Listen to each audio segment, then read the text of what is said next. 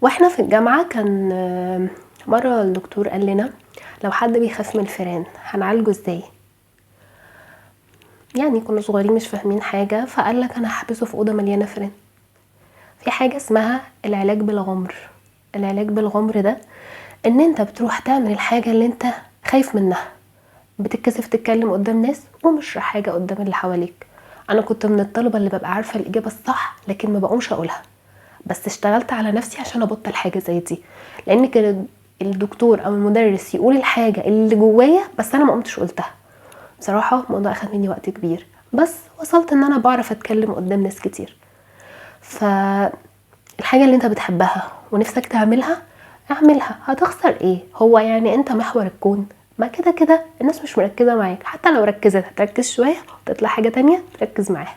اعمل كل حاجه انت بتحبها، هي الحياه بتتعاش مره واحده. على حسب صباح او مساء الخير، انا ميرنا بقول كلمتين يمكن يعملوا تغيير.